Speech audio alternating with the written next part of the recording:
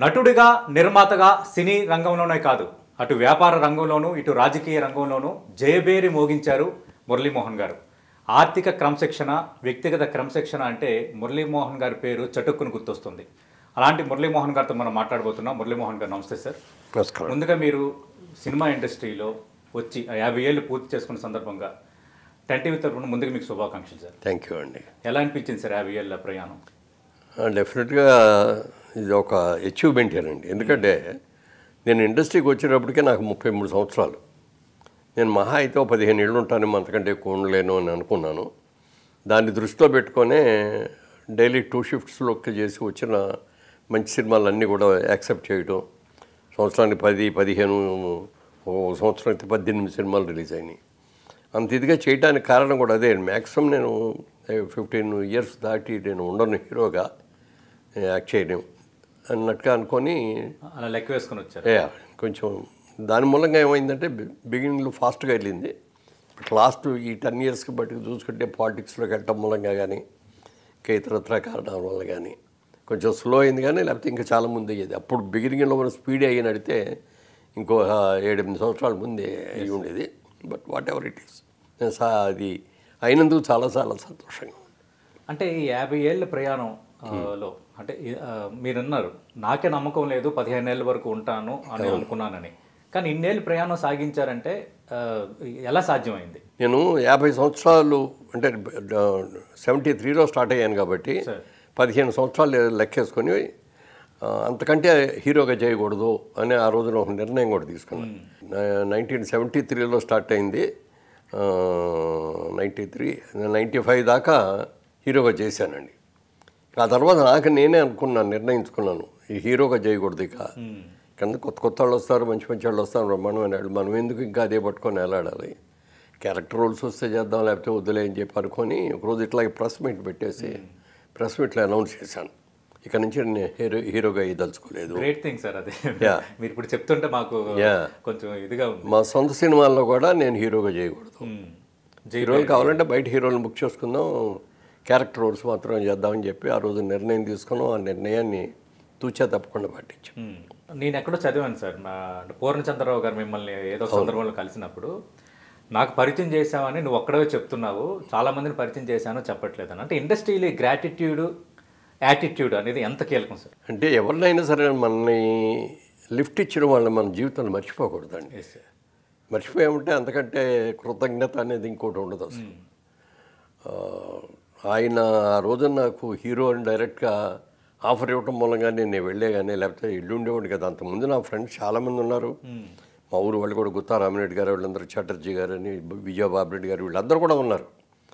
ఉన్నా కూడా వాళ్ళందరూ ఆఫర్స్ ఇచ్చినా కూడా ఎందుకులే, నేను బిజినెస్ చేసుకుంటున్నాను, నా బిజినెస్ బాగానే ఉంది, ఇప్పుడు అవన్నీ కూడా వదిలిపెట్టి రావాలా, వచ్చి అక్కడ సక్సెస్ అయితే వెళ్ళండి కూడా, సక్సెస్ కాకపోతే మళ్ళీ నా పరిస్థితి ఏంటి, అలా అని చెప్పి ఉన్న బిజినెస్ని వదులుకోకూడదు అని అనుకున్న టైంలో పూర్ణచంద్రరావు డైరెక్ట్గా హీరో అని ఇచ్చారు. పూర్ణచంద్రరావు అప్పటికే పెద్ద ప్రొడ్యూసర్. నాగేశ్వరరావుతో తీశారు, అమితాబ్ బచ్చన్తో కూడా తీశారు, చాలా పెద్ద నిర్మాత ఆయన. వాళ్ళ కంపెనీ నుంచి వచ్చి డైరెక్ట్గా హీరో అనేటప్పటికి వెంటనే యాక్సెప్ట్ చేశారు.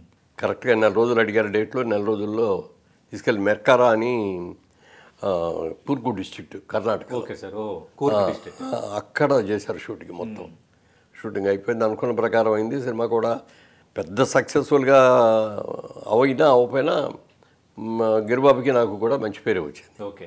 గిరిబాబుకి ఏమో ఆ సినిమా రిలీజ్ అవ్వకముందు నుంచే విలన్ క్యారెక్టర్స్ కాబట్టి చాలా సినిమాలు యంగ్ విలను, గ్లామరస్గా ఉంటాడు, అట్లా అతనికి బాగానే వచ్చినాయి. నన్ను మళ్ళీ నేను హీరోగానే చేయాలి కదా, అందుకని నాకు కొంచెం 1 ఇయర్ గ్యాప్ వచ్చింది. కానీ ఆ తర్వాత నుంచి వచ్చింది. అందుకని సినిమా ఇండస్ట్రీలో వాళ్ళు ఈ విధంగా నేను ఉండగలిగాను అంటే దానికి కారణం నన్ను ఇంట్రడ్యూస్ చేసినటువంటి అట్లూరు పూర్ణచంద్రరావు గారు, తర్వాత పుట్టూరు సుబ్బారావు గారు అని వాళ్ళిద్దరు పార్ట్నర్స్ దాంట్లో, వారిని, అలాగే దాసరి నారాయణరావు గారు. నేను 2వ సినిమా ఆయన దగ్గర యాక్ట్ చేసింది తిరుపతి అనే సినిమా. తిరుపతి దాంట్లో రాజుబాబు గారు హీరో. కమెడియన్ రాజుబాబు గారు. ఆ రాజుబాబు గారి సిస్టర్ జయసుధ. అతనికి ఒక పల్లెటూరు వ్యక్తి సిటీకి వచ్చి తన కూతురికి ఏవో నగలు కొనుక్కొని, బంగారం కొనుక్కొని వెళ్దామని వచ్చిన వ్యక్తి ఈ అపార్ట్మెంట్స్ కాంప్లెక్స్ లాంటిలోకి వెళ్ళిపోయి ఎలా ఇరుక్కుపోయాడు అక్కడ ఏమేం ఘోరాలు జరిగినాయి అనే దాని మీద సబ్జెక్ట్ అండి. జాక్తారోహో అని రాజ్ కపూర్ గారు చేశారు ఒరిజినల్ సినిమా, దాని ఇన్స్పిరేషన్తో పెట్టారు. ఇంట్రెస్టింగ్ సబ్జెక్టే సార్. అందులో ఒక ఇన్స్పెక్టర్ క్యారెక్టర్, మీది ఇన్స్పెక్టర్ క్యారెక్టర్ ఇతని అమాయకత్వం ఇవన్నీ కూడా తీసుకొని సినిమా అంతా కూడా త్రూఅవుట్ అతనికి హెల్ప్ చేస్తూ ఉంటాడు. చేసిన తర్వాత ఫైనల్గా బయటకు వెళ్ళిన తర్వాత అప్పుడు అడుగుతాడనమాట, ఇలాంటి మంచి వ్యక్తి ఉండబట్టి నన్ను ఇది చేశారు, నేను నా చెల్లి కూతురి పెళ్లి కోసం ఇక్కడికి వచ్చాను, ఆ పెళ్లికి మంచి సంబంధం కోసం చూస్తా, మీకు అభ్యంతరం లేదు చూడండి మా అమ్మాయిని కూడా, ఓకే మీకు నచ్చితే పెళ్లి చేసుకుంటారా అని అడుగుతాడు అనమాట. అప్పుడు ఇతని అమాయకత్వం, ఇతనిలో ఉన్న నీతి నిజాయితీ అన్నీ చూసిన తర్వాత యాక్సెప్ట్ చేస్తాడు. ఓకే, అలా ఆ సబ్జెక్ట్ అది దాసనారాయణరావు గారి డైరెక్షన్లో జరిగింది. తీసిందేమో నా క్లోజ్ ఫ్రెండ్, మేము విజయవాడలో హనుమాన్ ప్రసాద్ గారు అని మేము బిజినెస్లో కూడా వాళ్ళ షాప్ మా షాప్ కూడా దగ్గరలో ఉండేవి. అక్కడి నుంచి ఫ్రెండ్ నాకు ఆయన. సో అది జరిగిన అన్నాడు కూడా దాసర్ గారు, నువ్వు చాలా సిన్సియర్గా ఉన్నావయ్యా, బాగా కష్టపడి చేస్తున్నావు. అప్పటికే నేను నాటకాలు వేసాను కాబట్టి కొంచెం డైలాగ్ డెలివరీ అవన్నీ కూడా అని అప్పుడు అన్నారనమాట ఆయన. నువ్వు జీవితంలో మంచి స్టేజ్కి వెళ్తావు, నాది బాధ్యత తీసుకుంటున్నాను, నా సినిమాలన్నింటిలో నువ్వు ఉంటావు అని చెప్పి ఆయన ఆ మాట అంటాం. అన్న తర్వాత ఎన్నో సినిమాల్లో నాకు అవకాశం ఇవ్వడం జరిగింది. అందుకని వాళ్ళిద్దరిని మాత్రం నేను జీవితంలో మర్చిపోలేను. అంటే really I'm very happy sir. ఎందుకంటే ఇప్పుడు యువతరం ఈ గ్రాటిట్యూడ్ అనేది చాలా ఇంపార్టెంట్. అప్పుడు మీకు ఎవరైతే దారి చూపించారో, మీరు ఇండస్ట్రీలో నిలదొక్కుకోవడానికి కారణం అయ్యారో వాళ్ళ పేర్లు మీరు ఇప్పటికీ స్మరించుకుంటున్నారు అనేది అది చాలా గొప్ప లక్షణం, గొప్ప గుణం కూడా. ఆయన మొన్న సత్కారం కూడా చేయాలని అనుకున్నాం, ముందు ఒప్పుకోలేదు ఆయన. చాలా అతి కష్టం మీద ఒప్పించి అటు వెంకయ్య నాయుడు గారు ఇటు చంద్రబాబు నాయుడు గారి మధ్యలో ఆయనకి సత్కారం చేసిన తర్వాత 4 రోజుల్లో ఈ బహుమతి తీసుకొచ్చి నాకు ఇచ్చారు. ఆయన స్వదస్తూరితో ఆయన రాసింది, ఎవరో రైటర్లు రాసి పెట్టింది ఇవ్వటం కాదు, ఎవరో రాసి పెట్టింది కాదు, ఆయనే పెన్నుతో ఎక్కడ ఒక చిన్న తప్పు కూడా లేకుండా ఇది రాసి నాకు తీసుకొచ్చి ఇస్తే నేను ఎంత హ్యాపీగా ఫీల్ అయ్యానో చెప్పడానికి లేదండి. సార్ నేను చదివి వినిపిస్తాను సార్ మీకు, నేను హ్యాపీ అవుతాను. స్వదస్తూరితో మురళీమోహన్ గారిని ఉద్దేశిస్తూ అట్లూరు పూర్ణచంద్రరావు గారు ఇచ్చిన ఈ విలువైన బహుమతి శ్రీ మాగంటి మురళీమోహన్ గారికి మీ జీవిత యాత్రలో ఎన్నో మెట్లు, ఎన్నెన్నో బాటలు, ఎన్నెన్నో మలుపులు, ఎన్నెన్నో అనుభవాలు, ఎన్నెన్నో జ్ఞాపకాలు, 50 సంవత్సరాల మీ సుదీర్ఘ విజయయాత్రలో తొలినాటి తొలి అడుగును మరిచిపోకపోవటం మీ సంస్కారానికి, వినయానికి జేజేలు. మీ దిగ్విజయ యాత్ర వేళ నన్ను గుర్తు పెట్టుకొని, ఇది మరొకసారి చదువుతున్నాను, మీ దిగ్విజయ యాత్ర వేళ నన్ను గుర్తు పెట్టుకొని పెద్దలు శ్రీ వెంకయ్యనాయుడు గారు, శ్రీ నారా చంద్రబాబు నాయుడు గారి సమక్షంలో నన్ను సన్మానించటం మీ పెద్ద మనసుకు గుర్తు. మీరు చూపిన ప్రేమాభిమానాలకు కృతజ్ఞతలు ఎలా చెప్పను, ఏమని చెప్పను, నాది మాటలలో చెప్పలేని అనుభూతి. సదా మీ శ్రేయస్సు కోరే మీ అట్లూరి పూర్ణచంద్రరావు గారు. సార్ మరోసారి అట్లూరి పూర్ణచంద్రరావు గారితో నేను ఇస్తున్నాను సార్. సరే, మీరు వ్యాపార రంగంలో రాణించారు, సినిమా రంగంలో రాణించారు, రాజకీయ రంగంలో కూడా రాణించారు. బయట టాక్ ఏంటంటే మురళీమోహన్ గారు నటుడిగా ఆ తరంకి 100 మంది తెలుసు, కానీ మీరు ఒక మంచి పర్సనాలిటీగా జనాలు, అంటే మీ క్రమశిక్షణ కానీ, మీ ఆరోగ్య క్రమశిక్షణ కానీ, వ్యక్తిగత క్రమశిక్షణ కానీ, ఇవన్నీ అంటే అప్పటికి ఇప్పటికి రోజులు పోల్చుకునేటప్పుడు ఇండస్ట్రీ ఎలా ఉంది సార్? అంటే ఇప్పుడు నటీనట్లు కానీ అంత అప్పుడు వాతావరణం ఒక విధంగా చెప్పాలంటే చాలా బాగుందండి. చాలా బాగుందంటే అప్పటికంటే ఇప్పుడు టెక్నాలజీ పెరిగింది, మంచి మంచి దర్శకులు వచ్చారు, మంచి మంచి నటీనటులు వచ్చారు, సాంకేతిక నిపుణులు వచ్చారు. వీటిలన్నింటినీ కూడా ఉపయోగించుకొని వాళ్ళు అద్భుతమైన సినిమా చేయగలుగుతున్నాం. ఇదివరకు తెలుగు సినిమా మేము చేసే ఆ రోజుల్లో కేవలం 2 తెలుగు రాష్ట్రాలు అయినటువంటి తెలంగాణకి, ఆంధ్రాకి మాత్రమే పరిమితం. అవును. కానీ వాళ్ళ రోజున అలాగా తెలుగు సినిమా అనేది ప్రపంచవ్యాప్తంగా వెళ్ళి ఎన్నో విజయాల్ని సాధించి తెలుగు సినిమా అంటే ఇదా అని ఒక స్పెషల్గా నేమ్ వచ్చేట్టుగా చేయగలిగారంటే వాళ్ళ ఇండస్ట్రీ. అందుకని ఈ జనరేషన్ తప్పు అంటానికి కానీ వాళ్ళు తక్కువ అంటానికి కానీ చెప్పడానికి లేదు, చాలా అద్భుతంగా ఉన్నారు అందరూ కూడా. హీరోయిన్లేమో ఇదివరకు మన వాళ్ళే ఉండేవారు తెలుగు వాళ్ళు, మన తెలుగు వాళ్ళే హిందీ కూడా వెళ్ళేవారు. ఇప్పుడు హిందీ హీరోయిన్లు తెచ్చుకొని మనం చేస్తున్నాం. వాళ్ళు ఎవరో ముక్కు ముఖాలు కూడా మనకు తెలియదు. 4 సినిమాలు ఉంటే ఉంటారు, 4 సినిమాలు పోయిన తర్వాత వెళ్ళిపోతారు, ఇక్కడ ఉండరు. ఏదైనా ఇంట్రెస్ట్గా బాగానే ఉందండి. కాకపోతే అప్పుడేంటంటే కొన్ని క్రమశిక్షణ బాగుండేది. Yes sir. ఇవాళ ఆ క్రమశిక్షణ అనేది కొంచెం తగ్గింది. ఆ రోజున మాకు మార్గదర్శకులు ఎవరు అని అంటే ఎన్టీ రామారావు గారు, అక్కడే నాగేశ్వరరావు గారు. వాళ్ళు చాలా నిజాయితీగా చాలా జాగ్రత్తగా ఉండేవారు. Yes sir.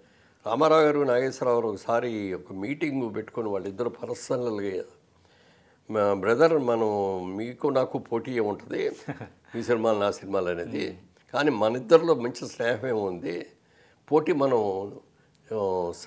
రెమ్యూనరేషన్ తీసుకోవడంలో పోటీ పడద్దు. మంచి సినిమాల్లో చేయడానికి మంచిగా నటించడానికి మీరు పోటీ పడదాం. కానీ ఎందుకంటే మన తెలుగు సినిమా ఇండస్ట్రీ అనేది చాలా చిన్నది. Yes sir. ఈ చిన్న ఇండస్ట్రీలో మీరు నేను పోటీలు పడి మన రెమ్యూనరేషన్ పెంచేస్తే హీరోయిన్లు పెంచేస్తారు, క్యారెక్టర్ యాక్టర్లు పెంచేస్తారు, కమెడియన్స్ అందరూ పెంచేస్తారు. మన సినిమా తట్టుకోలేదు, ఎస్ సార్. నిర్మాత నిలబడలేడు. అందుకని మనం 50,000కి మించి తీసుకోకూడదు రెమ్యూనరేషన్ అని చెప్పి రోజు నాగేశ్వరరావు గారు కూడా, ఎన్టీ రామారావు కూడా ఆ నిర్ణయం తీసుకొని దాన్ని పాటించడం మూలంగా హీరోయిన్లందరూ కూడా 40,000, 35,000 ఆ రేంజ్లో ఉండి, క్యారెక్టర్ యాక్టర్ అందరూ 20,000 ఆ రేంజ్లో ఉండే, కామెడియన్స్ అందరూ కూడా 10,000 అట్లా ఉండే. సో ప్రొడక్షన్ కంట్రోల్ ఉండేది. Yes sir. ఆ కంట్రోల్ ఇవాళ తప్పిపోయింది. వెరీ ఇంట్రెస్టింగ్ సార్ ఈ పాయింట్. యా, అంటే ఇవాళ ఉన్న పరిస్థితుల్లో కొంతమంది నిర్మాత బాగా సఫర్ అవుతున్న మాట కూడా వాస్తవమే. అవును. బట్ టెక్నాలజీ పెరిగి ఇవాళ మంచి పేరు ప్రతిష్టలు వచ్చేసి ఇవాళ తెలుగు సినిమా అంటే కేవలం ఆంధ్రప్రదేశ్లోనే కాదు, కేవలం తెలంగాణలోనే కాదు, భారత జాతీయ స్థాయిలోనే కాకుండా అంతర్జాతీయ స్థాయిలోకి ఇవాళ విపరీతమైన విదేశాల్లో కూడా ఇక్కడ ఏ రోజున మనకి సినిమాలు అక్కడ కూడా జరిగి సైమల్టేనియస్గా రిలీజ్ అవుతుంది. అంటే మన ఖ్యాతి పెంచిన ఘనత ఇవాళ కొంతమందికి ముఖ్యంగా చెప్పుకోవాలి. వాళ్ళందరి మూలంగా వాళ్ళ తెలుగు సినిమా ఎదిగిపోయింది. వాళ్ళ తెలుగు సినిమా రిలీజ్ అవుతుంది అంటే హిందీ ప్రొడ్యూసర్లు మనకంటే ముందు యాంగ్జైటీగా చూస్తారు. ఎందుకంటే సబ్జెక్ట్ బాగుంటే మనం కొనేసుకుందాం, లేకపోతే ఆ టెక్నీషియన్ డైరెక్టర్ బాగుంటే మనం తీసేసుకుందాం, లేకపోతే ఆ యాక్టర్ బాగుంటుందంటే మన సినిమాలో ఇద్దామని, ఇట్లా ఇవాళ సినిమా ఇండస్ట్రీ అనేది జాతీయ స్థాయిగా ఒకటే అయిపోయింది. ఇండియాలో ఉన్న ఏ భాషలో ఉన్న ఎందరు మంది ఉన్నా ఇవాళ తీసే సినిమాని 4 లాంగ్వేజ్లు 5 లాంగ్వేజ్లో చేస్తున్నాం. అవును. దాని మూలంగా అందరూ చూస్తున్నారు. పాన్ ఇండియా అంటేనే తెలుగు డైరెక్టర్స్ అనేటట్టు వచ్చేసి తెలుగు ఎగ్జాక్ట్లీ అదే వచ్చిందండి. అది రావడానికి కారణం మన తెలుగు నిర్మాతలే. ఓకే. అంటే మీరు నిర్మాత కూడా వ్యవహరించారు ఆ తర్వాత జైబేరి అంటే ప్రొడక్షన్. నేను మొదటి నుంచి కూడా మీకు అప్పుడు ఎలా అనిపించింది సార్? అంటే మీరు హీరో నిర్మాత, మీరు హీరోగా ఉన్నప్పుడు మీరు నిర్మాతను చూసే కోణం ఒకటి ఉండొచ్చు, బట్ మళ్ళీ మీరు నిర్మాత పాత్రలోకి వచ్చేటప్పుడు ఎలా అనిపించింది? అంటే హీరో నిర్మాతల మధ్య రిలేషన్స్ ఎట్లా ఉండాలని అనిపించింది? హీరోలను నిర్మాతలు ఎప్పుడు కూడా చాలా భార్యాభర్తలు లాంటి వాళ్ళండి. ఇద్దరు అనుకూలంగా ఒకరికొకళ్ళు అనుకూలంగా ఉంటేనే అది సక్సెస్ అవుతుంది. Yes sir. లేకపోతే నా రెమ్యూనరేషన్ అంత కావాలి, ఇంత కావాలి, లేకపోతే నాకు ఒంట్లో బాగాలేదు నేను రాను, ఇలాంటి అనుకుంటే నిర్మాత అనేవాడు భార్య మెడలో ఉన్న మంగళసూత్రం కూడా తాకట్టు పెట్టి తీసుకొచ్చి ఆఖరి నిమిషం దాకా సినిమా రిలీజ్ అవటం కోసం కష్టపడే ఒక మంచి నిర్మాత. ఆ నిర్మాత 4 రోజులుగా ఉండేటట్టుగా మనం చూసుకోవాలి తప్ప ఓ సినిమా తీసి ఇంటికి వెళ్ళిపోయేటట్టుగా ఉంటే కుదరదు. అందుకని మ్యాక్సిమం నిర్మాతకి కోఆపరేట్ చేయాలి. అందుకని నేనున్న కెరీర్లో ఏ రోజున సినిమా హీరోగా చేసినప్పుడు కూడా ఏ రోజున నాకు ఇంత రెమ్యూనరేషన్ కావాలని అడగటం కానీ, మీరు డబ్బులు ఇస్తేనే రేపు షూటింగ్ వస్తాను అంటే కానీ ఏ రోజున అనలా. ఎందుకంటే నేను సినిమా ఇండస్ట్రీకి రాకముందు నుంచే ఒక బిజినెస్ మ్యాన్. సో బిజినెస్లో ఉండే కష్టాలు ఏంటి, సినిమాలో ఉండే కష్టాలు ఏమిటో నాకు అప్పటికే తెలుసు. సో ఈ తప్పు మనం చేయకూడదు, నిర్మాతను మనం కాపాడుకోవాలి అనేది రామారావు గారు చూసి, నాగేశ్వర గారు చూసి, వీళ్ళందరూ ఎవరిని చూసైనా నేర్చుకున్నాం. మంచి ఎక్కడైనా సినిమా ఇండస్ట్రీలో ఉన్న ప్రతి మంచిని నేను తెలుసుకున్నాను. ఎలా ఉండాలి, అలవాట్లకు దూరంగా ఎలా ఉండాలి, నీతిగా నిజాయితీగా ఎలా ఉండాలి. ఎందుకంటే అప్పటికే నాకు పెళ్ళి అయిపోయి 2 పిల్లలు కూడా ఉన్నారు. ఆ టైంలో నేను వచ్చేసి ఇక్కడ ఉండేటువంటి అవకాశాలు చాలా ఉంటాయి చెడిపోవటానికి. బాగుపడటానికి ఎన్ని అవకాశాలు ఉంటాయో చెడిపోవడానికి కూడా అంతకంటే బయట స్టాక్ ఉండేది ఉంటాయి. అవును సార్. అందుకని మనం వాటి జోలికి వెళ్ళకూడదు, సినిమా ఇండస్ట్రీలో ఉన్నంత వరకు తాగకూడదు, వ్యభిచారం చేయకూడదు, జూదం ఆడకూడదు, టైం ప్రకారం వెళ్ళి చేయాలి, క్రమశిక్షణ మెయింటైన్, ఇవన్నీ నాకు నేనే పెట్టుకున్నాను. అది 100కి 100 కూడా నేను సక్సెస్ఫుల్గా చేయగలిగాను. ఓకే. అలా చేయటం మూలంగానే వాళ్ళు ఎన్నో పెద్ద టాలెంటెడ్ హీరో అని నేను చెప్పుకోను, కానీ వాళ్ళ ఒక క్రమశిక్షణతో ఉండే అతను ఇచ్చిన క్యారెక్టర్ బాగా చేస్తాడని ఒక మంచి పేరు తెచ్చుకున్నానంటే దానికి కారణం ప్రొడ్యూసర్స్కి, డైరెక్టర్కి మాతో ఉన్నటువంటి. మీరు అన్నట్టు అక్కడ వరకు కూడా వెళ్ళక్కర్లేదు సార్. 50 ఏళ్ళు పూర్తి చేసుకున్నారు, మీరు వివాద రహితుడిగా ఉన్నారంటేనే ఇంకా అదే బిగ్ సర్టిఫికేట్ మీకు. అంతకు మించిన సర్టిఫికేట్ లేదు కదా. హీరోలతో సత్సంబంధాలు అనేది ఒక ఎత్తు, ఎక్కువగా ఏ హీరోతో ఎక్కువ క్లోజ్ ఉండేవారు అంటే కష్టం సుఖం ఓపెన్గా ఎవరితో చెప్పుకోలేనిది కూడా చెప్పుకోనంత క్లోజ్నెస్ ఏ హీరోతో ఉండేది మీకు? అంటే నేను చిన్నప్పటి నుంచి కూడా అఖిలేని నాగేశ్వరరావు గారి అభిమాని. ఓకే. ఆయన సినిమాలు వస్తున్నాయంటే ఫస్ట్ డేలు చూడాలి అనేటువంటి అది నాకు తెలియకుండా నేను సినిమాల్లోకి వచ్చిన తర్వాత ఆయన ఇన్ఫ్లుయెన్స్ నా మీద కూడా పడి ఒకళ్ళిద్దరు అన్నారు, నువ్వేంటో నాగేశ్వరరావు గారిని అనుకరిస్తున్నట్టుగా ఉంది. అయ్యో నేను అనుకరించలేదని నాకు తెలిసిన ప్రకారంగా చేశాను. అప్పుడు మీ ఆహార్యం మీ క్రాఫ్ అట్లా అనిపించేది. అదే ఒకవేళ అది ఉందేమోనని తర్వాత జాగ్రత్త పడి అలాంటిది లేకుండా ఉండటం కోసం కూడా చేశాను. అందుకని నాగేశ్వరరావు అంటే విపరీతమైన ఇష్టం. ఎన్టీ రామారావు గారు ఎందుకు ఇష్టం అంటే ఆయన పౌరాణిక సినిమాలు కానీ జానపద సినిమాలు కానీ చారిత్రాత్మక సినిమాలు కానీ అద్భుతంగా చేసేవారు. సోషల్ ఫిల్మ్స్ అంటే నాగేశ్వరరావు అంటే ఎంత ఇష్టమో జానపదాలను పౌరాణికాలు అంటే ఆయన అంటే కూడా అంత గొప్ప. అందుకని వాళ్ళిద్దరూ అంటే బాగా ఇష్టం. అలాగే సినిమా ఇండస్ట్రీకి రాకముందే శోభన్ బాబు గారితో పరిచయం జరిగింది. ఓకే. విజయవాడ ఏదో షూటింగ్ వస్తే ఆయనకి నాకు ఒక కామన్ ఫ్రెండ్ ఉండి అతను నేను వెళ్తున్నాను నువ్వు కూడా రా అని చెప్పి తీసుకెళ్ళి అక్కడ పరిచయం చేశాడు. ఆయన నా ఇంకా చూస్తున్నాడు. సార్ ఏంటి సార్ నా ఇంకా చూస్తారు ఏంటి అన్న. ఏం లేదు మీరు బాగున్నారు కదా మీరు సినిమా ఇండస్ట్రీలో ఎందుకు ట్రై చేయలేదు అన్నాడు. చాలా మంది కోరుకున్నారు మీరు ఇండస్ట్రీకి రావాలని. అంటే నేను అన్నా సార్ నాకు బిజినెస్ మ్యాన్ అవ్వాలనే కోరుకుంటున్నాను, బిజినెస్ చేసుకుంటున్నాను, బాగుంది, సరదా కోసం నాటకాలు వేసుకుంటున్నాను, అందుకని నేను ఆ దృష్టి పెట్టుకోలేదండి అన్న. లేదు వస్తే బాగుంటుంది మీరు అని అన్నారు. అలా ఆయన మంచితనం కానీ ఆయన ఫ్రెండ్షిప్ ఇట్లా నాగేశ్వరరావు రామారావు తర్వాత నేను చెప్పుకునేది శోభన్ బాబు గురించి. అలాగే నేను చదువుకునే రోజుల్లో ఏలూరు కాలేజీలో మేమందరం కూడా చదువుకునే రోజుల్లో నా క్లాస్మేట్ కృష్ణ గారు. ఓకే. కృష్ణ గారు నేను పక్కనే కూర్చునేవాళ్ళు. ఎందుకంటే కొంచెం బుద్ధిమంతులు కామ్గా క్వైట్గా ఉండే వాళ్ళందరూ ముందు బెంచ్లో కూర్చోబెట్టేవారు, అల్లరి బ్యాచ్ అందరూ వెనక కూర్చునేవారు. Back bench back bench. అలాగే మరి రాజమౌళి గారి ఫాదర్ విజయేంద్ర ప్రసాద్ గారు మా classmate. Okay. Director producer Kranti Kumar గారు మా క్లాస్మేట్. ఓకే. అలాగే చటర్జీ గారు ముఖర్జీ గారు అయిన వాళ్ళు, విజయబాబురెడ్డి గారు, వీళ్ళందరూ కొద్దిగా మాకంటే 2 ఏళ్ళు సీనియర్. కానీ మేమందరం ఒక కాలేజీ నుంచి వచ్చేవాళ్ళం. ఇండస్ట్రీలో ఉన్నంత వరకు మనం తప్పు చేయకూడదు. నెంబర్ 1 క్రమశిక్షణ పాటించాలి. నెంబర్ 2 ఏ రోజున కానీ డబ్బులు ఇస్తే కానీ నేను షూటింగ్ రాను అని నిర్మాతను మనం ప్రశ్న ఇవ్వకూడదు. ఏదో కదా ముందు సినిమా పూర్తి అవ్వాలి, పూర్తయి సక్సెస్ఫుల్గా ఆడితే వాళ్ళే పిలిచి తీసుకొచ్చి ఇచ్చేస్తారని అది మెయింటైన్ చేయటం మూలంగా ఒక మంచి పేరు రావటం కానీ అలాగే క్రమశిక్షణ సరిగ్గా ఉండటం మూలంగా డైరెక్టర్లు అందరూ కూడా వాళ్ళ సినిమాల్లో మంచి క్యారెక్టర్లు ఇవ్వటం కానీ జరిగింది. ఓకే. దానికి I'm very much thankful to all the film industry. Okay. అదే రాజమౌళి గారి తండ్రి విజయేంద్ర ప్రసాద్ గారు క్లాస్మేట్ అన్నారు. లేటెస్ట్గా కీరవాణి గారు అబ్బాయికి మీ మనవరాలను ఇచ్చి పెళ్లి చేశారు. అంటే అప్పటి ఆ ఫ్రెండ్షిప్ ప్రధాన ప్రాతిపదిక వహించిందా ఈ పెళ్లి సంబంధం కోసం? దానికి దీనికి సంబంధం లేదు. ఓకే. ఓకే. యాక్చువల్గా అంటే రాజమౌళి గారును కీరవాణి గారు సినిమా ఇండస్ట్రీ వాళ్ళ మంచి పొజిషన్లో ఉన్నారు, మంచి పేరు ప్రఖ్యాతులు ఇచ్చారు. తెలుగు సినిమా ఈ ఖ్యాతికి వాళ్ళిద్దరు కూడా కారణమే. కానీ అంతకుముందు రాజమౌళి గారి అబ్బాయికి జగపతి రాజేంద్ర ప్రసాద్ గారి మనవరాలను ఇచ్చారు. ఆ మనవరాలును మా మనవరాలు ఇద్దరు బాగా closest friends. Okay sir. Okay. ఆవిడ వచ్చి మా ఇంట్లో పడుకోవటం, ఈ మా మనవరాలు లాలింట్లో పడుకో, అట్లా క్లాస్మేట్స్ కూడా. ఆ అలవాటుతోటి పెళ్ళైన తర్వాత కూడా వాళ్ళ ఇంటికి వెళ్ళటం, అక్కడ వాళ్ళ ఫ్యామిలీ అంతా చూడటం, ఫ్యామిలీ అంతా ఎలా క్లోజ్గా ఉంటారంటే ఎంత ఆప్యాయంగా ఉంటారు చెప్పడానికి కదండి.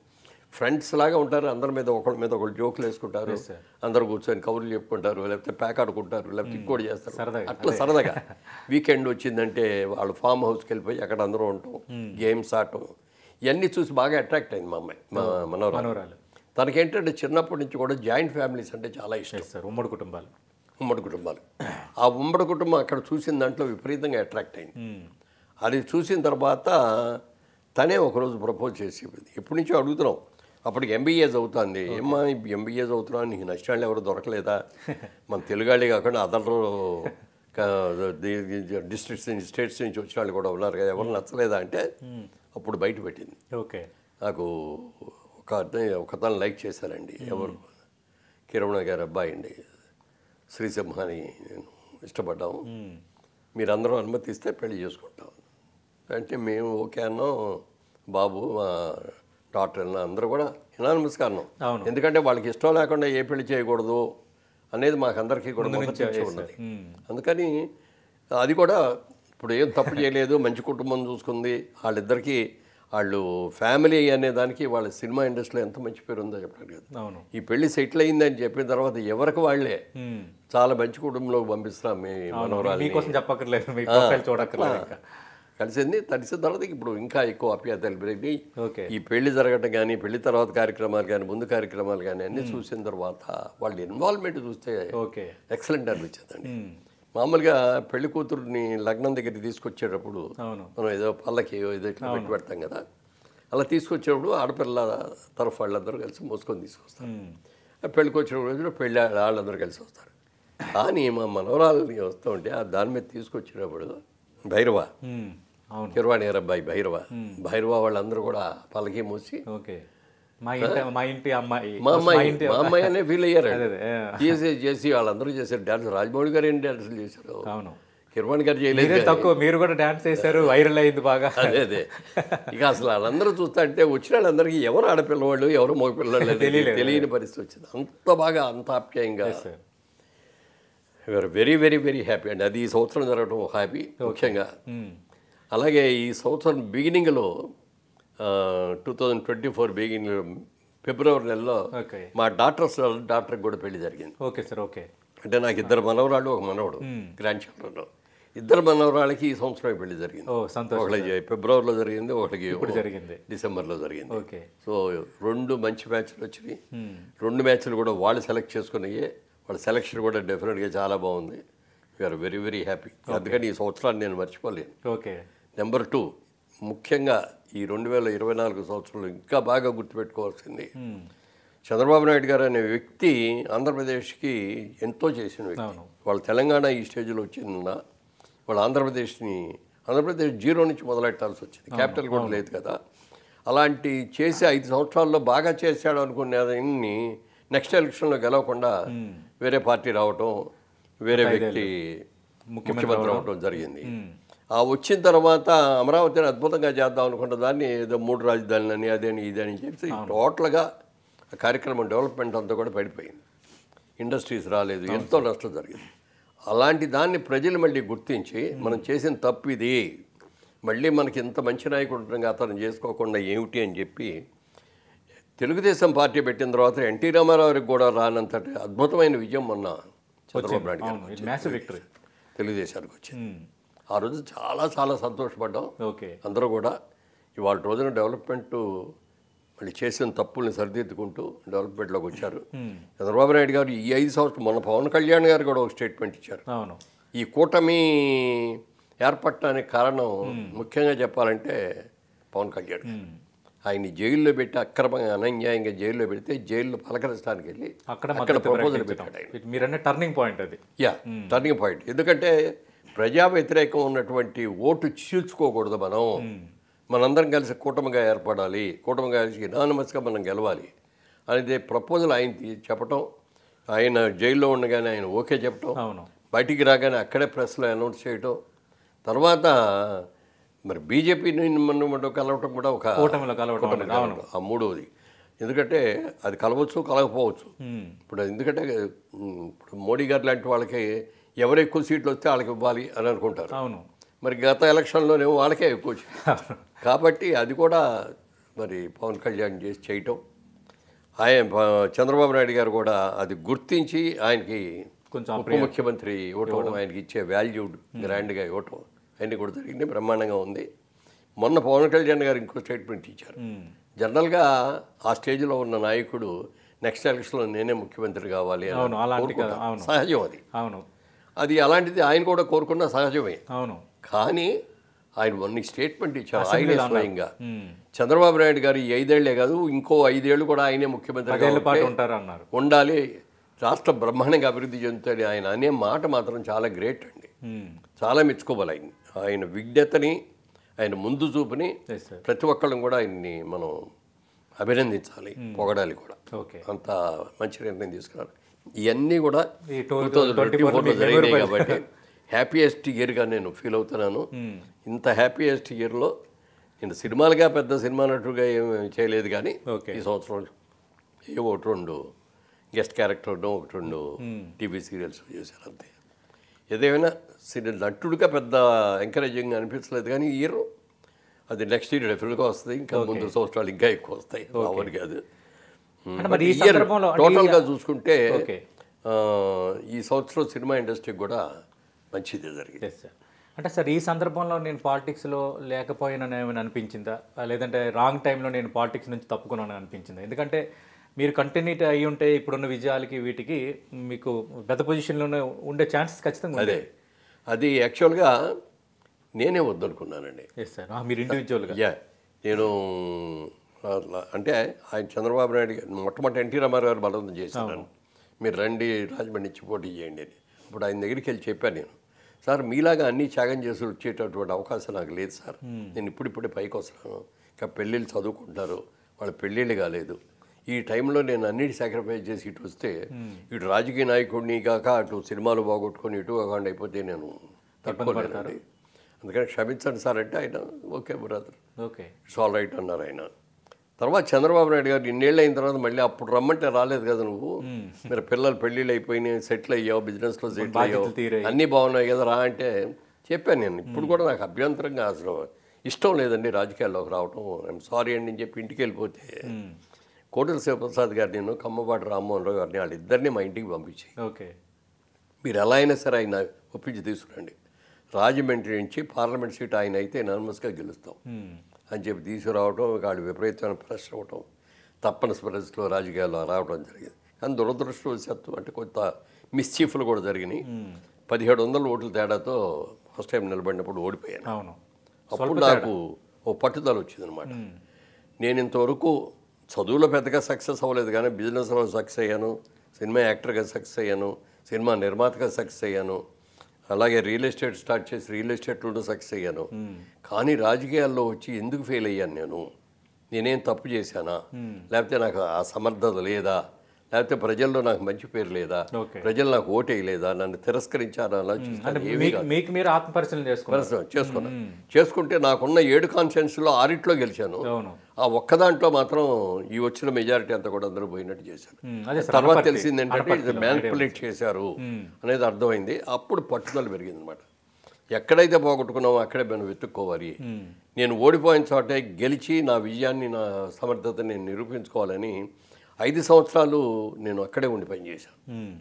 చేసి మళ్ళీ అక్కడి నుంచే పోటీ చేసి 1700 ఓట్లతో ఓడిపోయిన నేను 1,70,000 మెజార్టీతో గెలిచాను అక్కడ. 5 ఏళ్ళు కూడా ప్రతి రూపాయి కూడా ఎక్కడ ప్రభుత్వ దవం ఒక రూపాయిని కూడా దుర్వినియోగం చేయకుండా అవసరమైన చోట నా సొంత డబ్బులే ఖర్చు పెట్టుకొని చేసి మంచి పేరు తెచ్చుకున్నాను. చంద్రబాబు నాయుడు గారు కూడా ఒకసారి మనస్ఫూర్తిగా అభినందించారు. ఎలక్షన్ టైంలో అందరూ నాకు కావాలి సీట్లు అని అడుగుతుంటే నేను వెళ్ళాను. మురళీమోహన్ గారు మీరు వచ్చారు, మీ సీటు మీదే వెళ్ళండి ప్రచారం చేసుకోలేదు అని.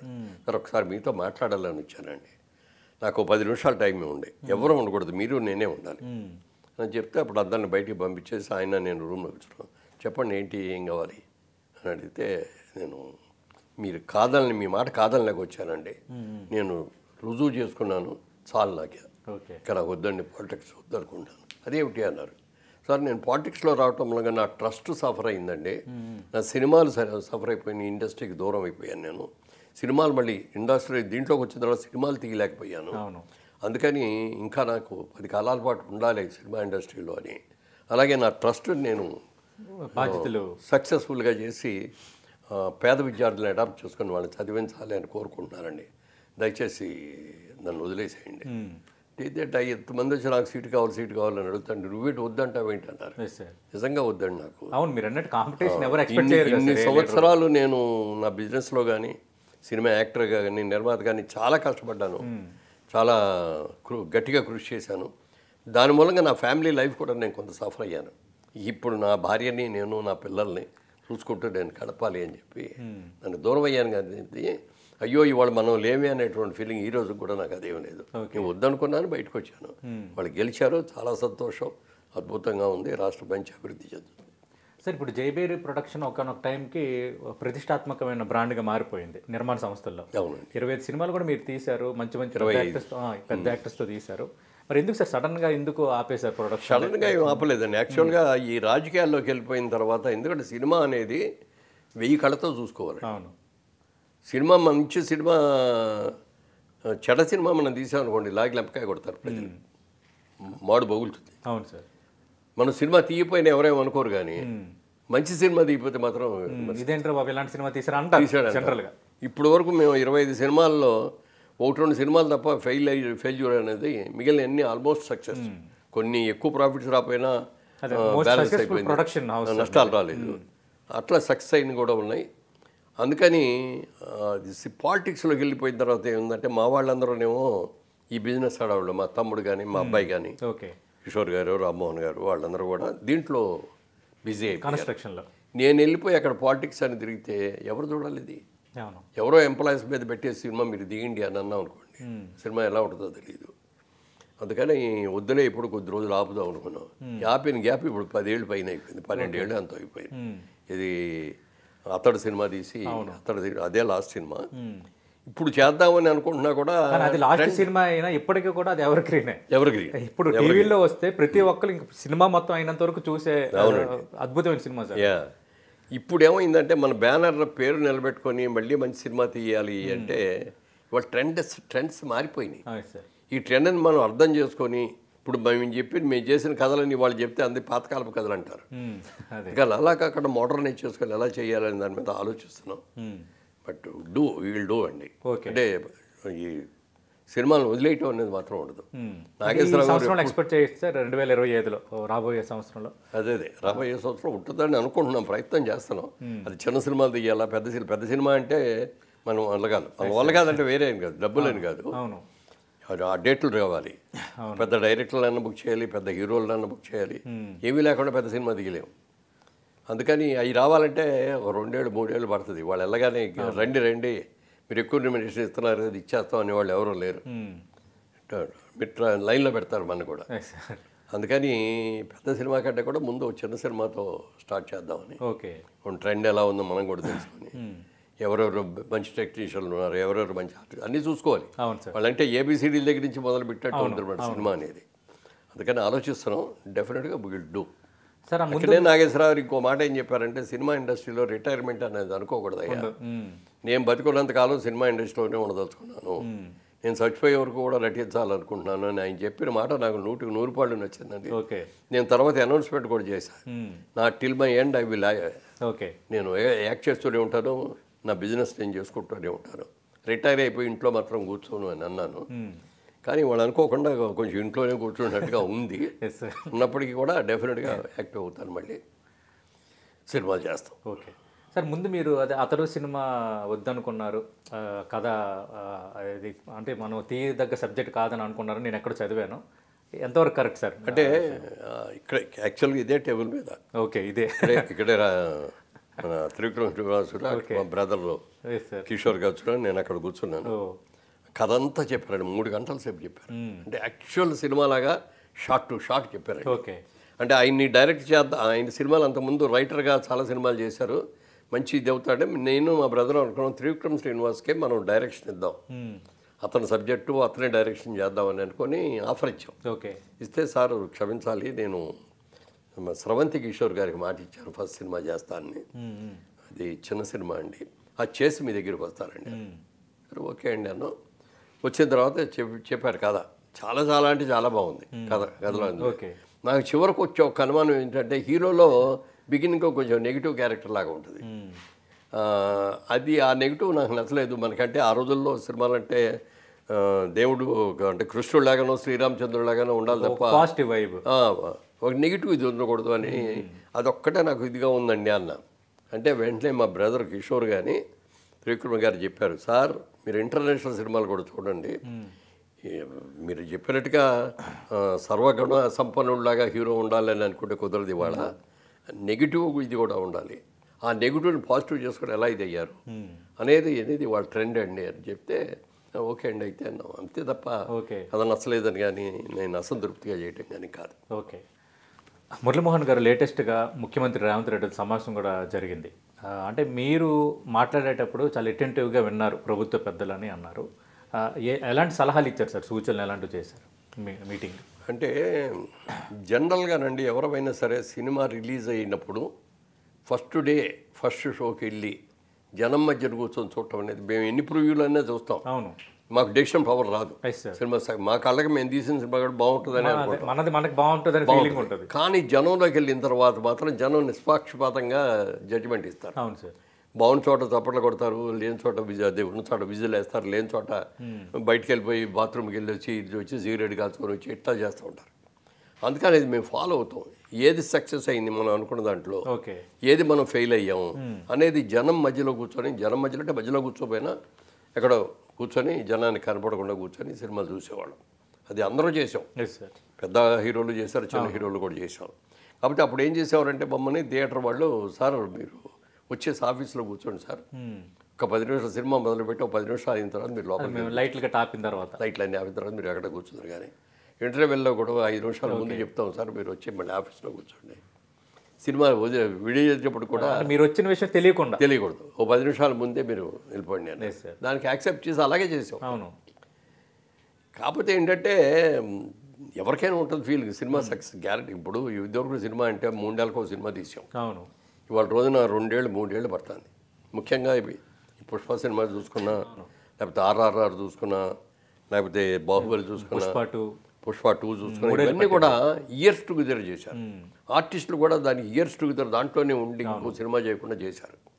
అలంతా కష్టపడి తీసిన పుష్ప 1 సక్సెస్ అయింది, పుష్ప 2 కూడా సక్సెస్ అవ్వాలని ఆలోచన అందరికీ ఉంటుంది. మేము కూడా కోరుకున్నాం. ఆ సినిమాకి మాకు ఏం సంబంధం లేకపోయినా మన ఇండస్ట్రీ బాగున్నట్టు అవుద్ది, పుష్ప సినిమా ఫస్ట్ అయినట్టుగా దానికంటే కూడా మంచి సక్సెస్ అవ్వాలని అందరం కోరుకున్నాం. అలాగే అతను కోరుకున్నాడు. అవును. అది యాంగ్జైటీ ఉంటుంది.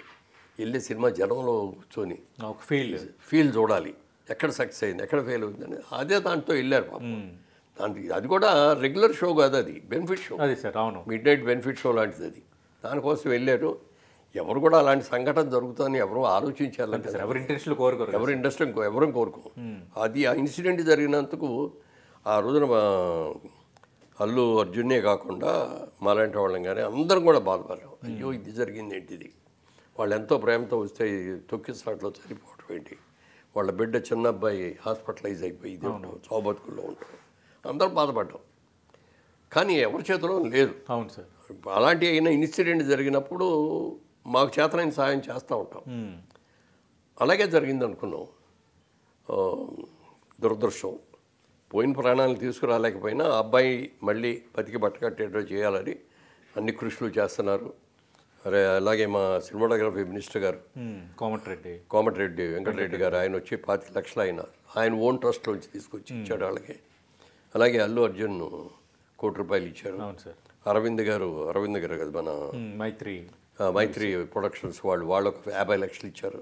సుకుమార్ గారు ఒక 50 లక్షలు ఇచ్చారు. మొత్తం ఎన్ని కలిపి ఒక 2 కోట్లు ఇచ్చారు. ఇవ్వటమే కాకుండా దిల్ రాజు గారు ఇంకో మాట కూడా చెప్పారు.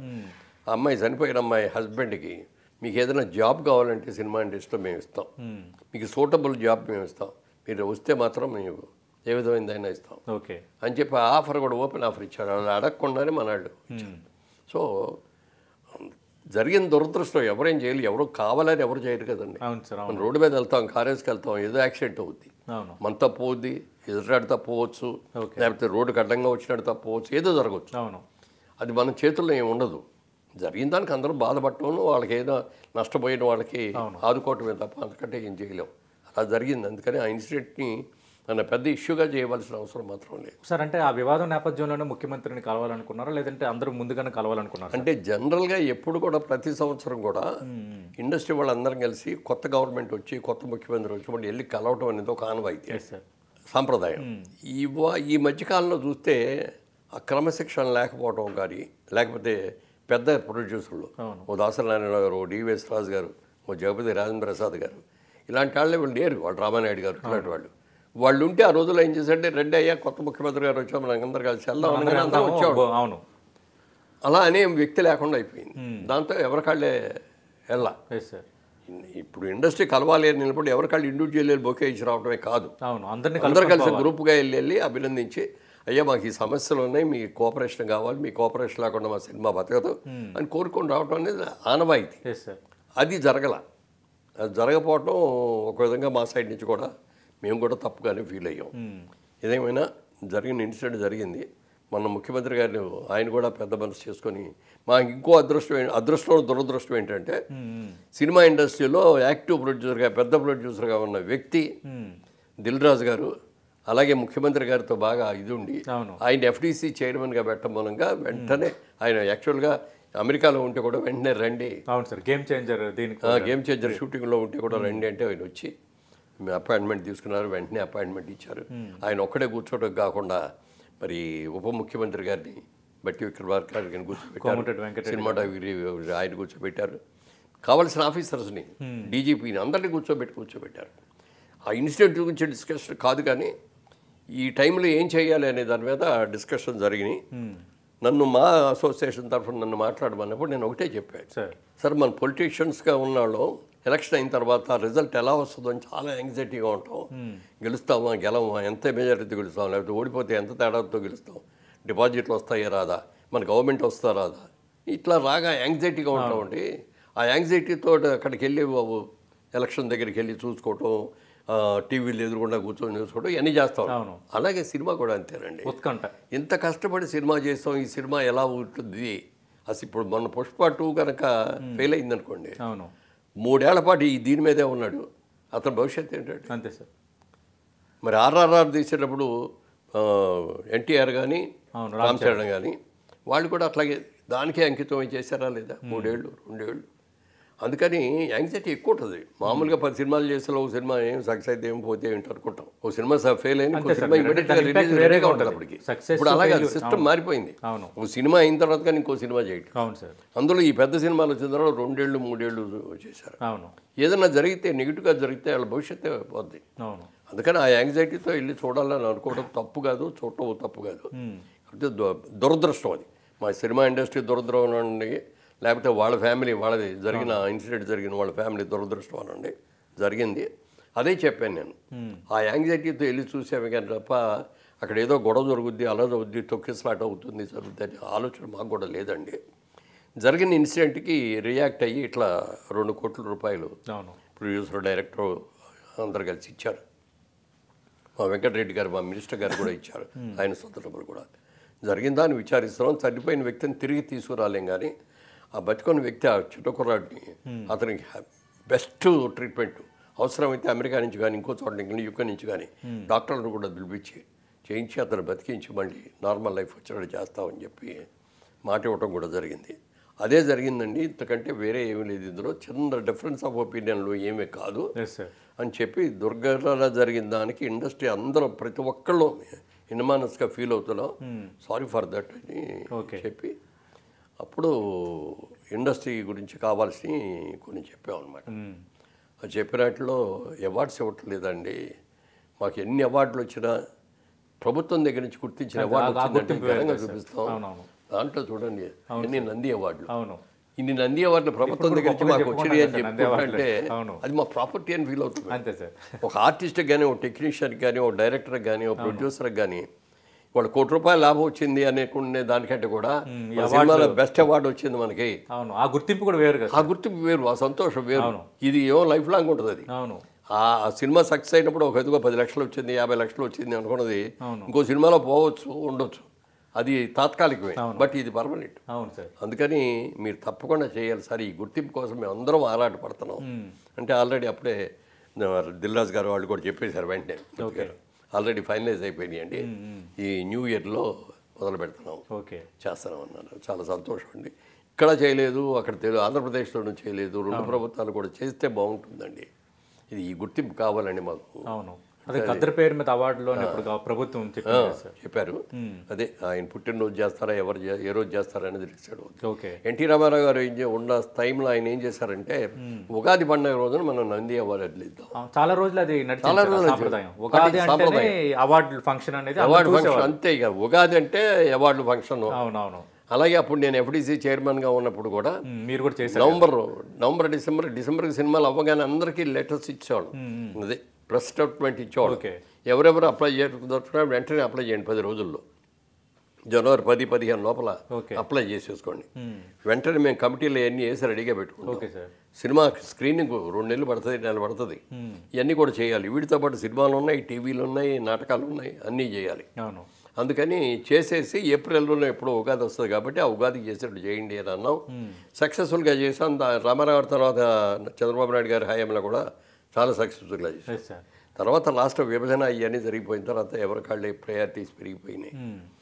మరి అక్కడేమో కొత్త రాష్ట్రం అయిపోయింది, ఇక్కడేమో ఇండస్ట్రీ అంతా ఇక్కడే ఉంది, సేమ్ రాజధాని ఉంది కాబట్టి ఇక్కడ పెద్ద తేడా రాకపోయినా ఆంధ్రప్రదేశ్లో చాలా తేడా వచ్చింది. సరే మధ్యలో ప్రభుత్వం మారటాలు కానీ ఇది జరిగింది. అదే చెప్పాం, తప్పకుండా ఇండస్ట్రీకి మీ సహకారం లేకుండా ఇండస్ట్రీ బతకదండి. ఏ సమస్యలు వచ్చినా మాకు లా అండ్ ఆర్డర్ ప్రాబ్లమ్స్ రావచ్చు, లేకపోతే ఇంకేమైనా తగాదాలు రావచ్చు, ఇవన్నీ కూడా మాకు మీ సహకారం ఎప్పుడు కావాలండి. దానికోసం వచ్చాం మేము. అంటే ఇప్పుడు ఈ బెనిఫిట్ షోలు అధిక ధరల విషయంలో వెనక్కి తగ్గని ప్రభుత్వం చెప్పింది కదా సార్, చెప్పింది. మీరు నిర్మాతకు కూడా పనిచేశారు కాబట్టి దానిపై మీ కామెంట్ ఏంటి సార్?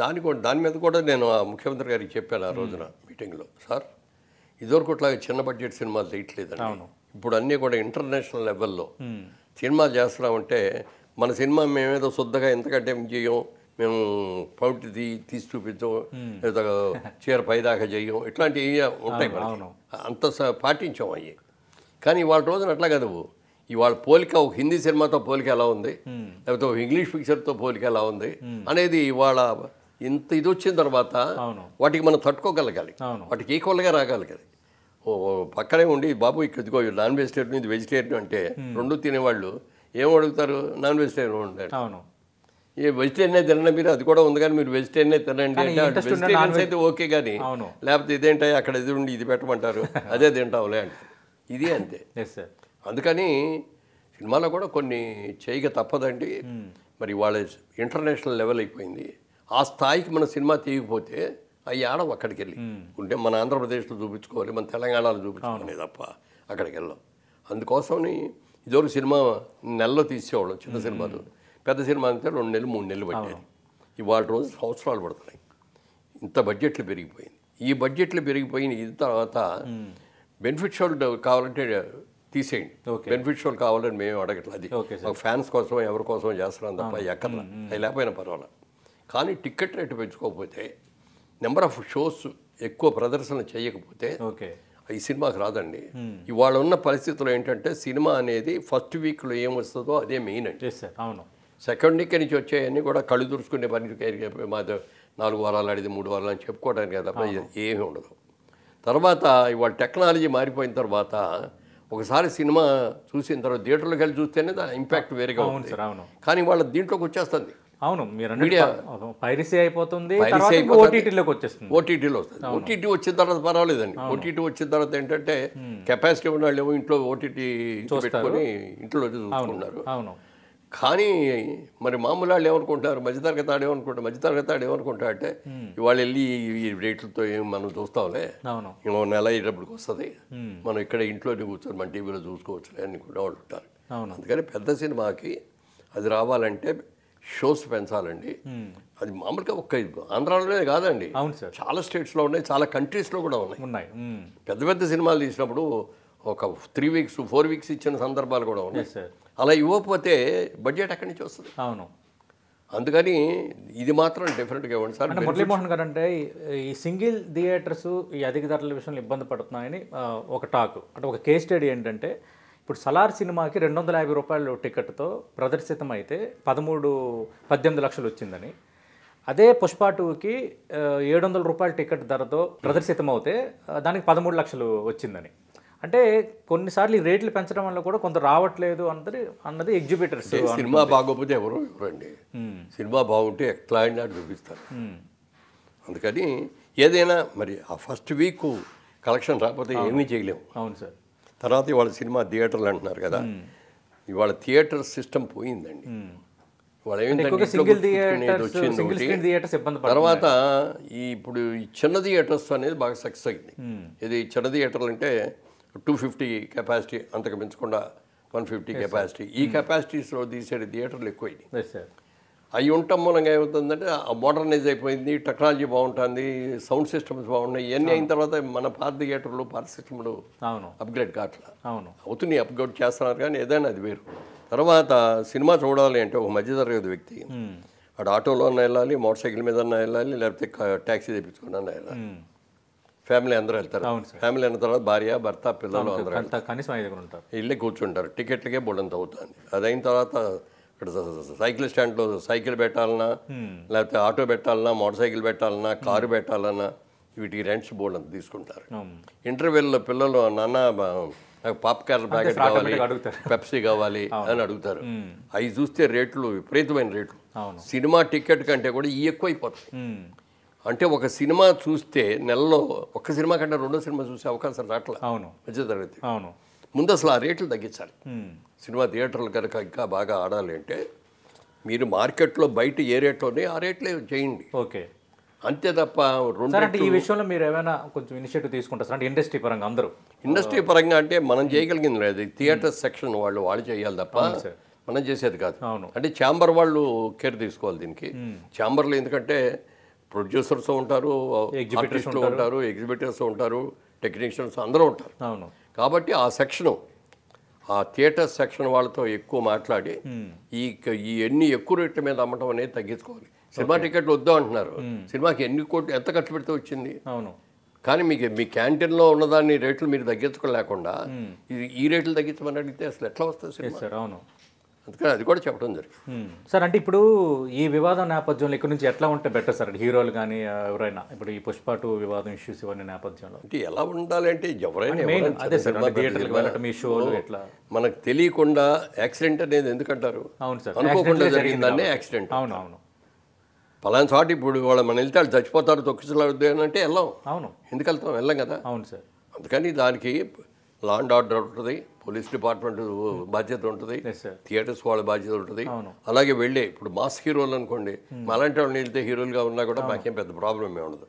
అందరూ చూస్తారు, షేకెళ్ళని ఇస్తారు, మహా అయితే ఫోటోలు దిగుతారు అంతే.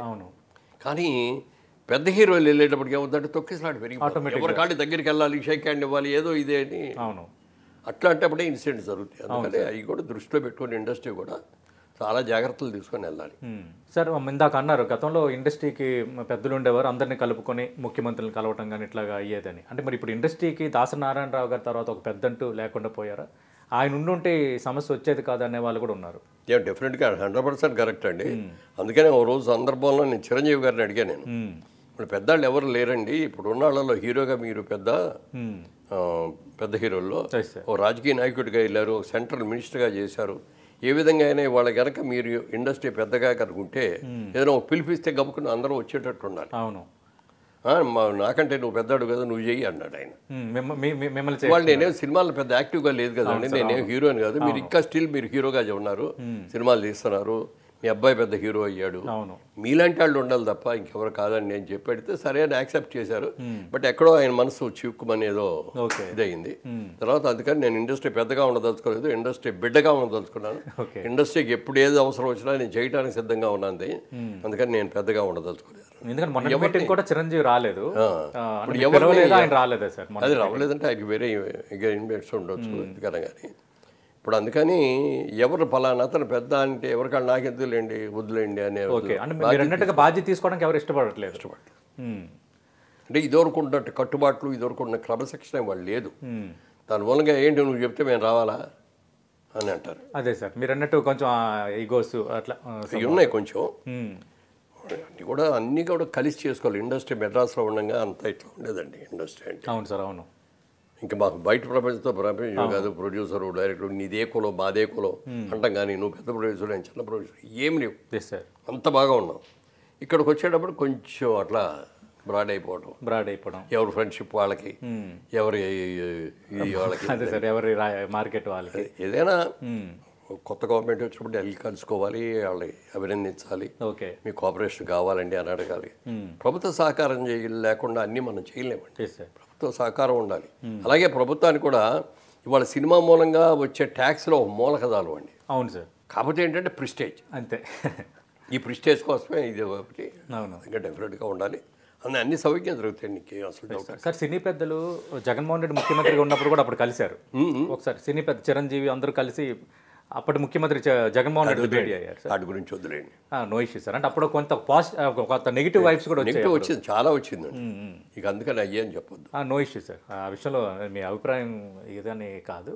అంటే వీళ్ళు కొందరు చేస్తున్న ఆరోపణలు అదే అంటే ఆరోపణలు అప్పుడు జరిగిన టికెట్ రేట్లు తర్వాతే పెంచలేదని కాదండి. ఇష్యూ చేశారు. ఇప్పుడు రేవంత్ రెడ్డి సమావేశంలో సైలెంట్ గా ఉన్నారు సినీ పెద్దలు. అదే ఇప్పుడు ఏమైపోయిందంటే హీరోలకు కూడా లాస్ట్ టైం అట్లా జరిగింది, ఈసారి వెళ్తే కూడా మన అట్లా ఇంపార్టెన్స్ ఇస్తారో లేదో, మన సరిగ్గా రిసీవ్ చేసుకుంటారో లేదో అనే ఒక అనుమానం, చూద్దాంలే అనుకున్న ఇది కూడా పెరిగింది మాట వాస్తవం. ఒక అనుమానం. Yes sir, right. మీకు ఈ కొత్త సంవత్సరం మరింత మంచి జరగాలి, మీరు అనుకుంటున్నట్టుగా ఈ జైబేరి ప్రొడక్షన్లో ఒక సినిమా కూడా రావాలని మేము అందరం కూడా మనస్ఫూర్తిగా కోరుకుంటున్నాం సార్. ఈ 24లో ఒక 3 సంఘటనలు మీకు చాలా సంతోషాన్ని నింపాయి. అలాంటి సంఘటనలు మరిన్ని జరగాలని 20 తరఫున మనస్ఫూర్తిగా కోరుకుంటున్నాం. యాక్చువల్గా సినిమా ఇంటర్వ్యూస్ వేరు. నేను అందుకే ప్రారంభంలో మీ వ్యక్తిత్వం మీద ఎక్కువగా ఇంటర్వ్యూ చేశాను. ఎందుకంటే సోషల్ మీడియాలో కూడా మురళీమోహన్ గారు క్రమశిక్షణ ఏంటి, మురళీమోహన్ గారు ఏం చేస్తారు, ఎంత కష్టపడి ఎట్లా వచ్చారు, ఎట్లా ఎంత సామ్రాజ్యాన్ని నిర్మించుకున్నారు అనేది జనాల్లో చాలా ఇంట్రెస్ట్ ఉంది. అందుకే నేను దాని తర్వాతే ఈ అంశాలని ప్రస్తావించాను. మీరు ఓపికగా సమాధానం ఇచ్చినందుకు మీకు ప్రత్యేక ధన్యవాదాలు సార్ మురళీమోహన్ గారు. అలాగే వీక్షించిన ప్రేక్షక మహాజల్కి ఎన్టీవీ వారికి కూడా నా శుభాకాంక్షలు తెలియ. అందరికీ హ్యాపీ న్యూ ఇయర్ సార్. మీకు కూడా హ్యాపీ న్యూ ఇయర్ సార్. ఇది ప్రముఖ నిర్మాత, నటులు, మాజీ ఎంపీ, ప్రముఖ వ్యాపారవేత్త మాగంటి మురళీమోహన్ గారితో 10 టీవీ స్పెషల్ ఇంటర్వ్యూ.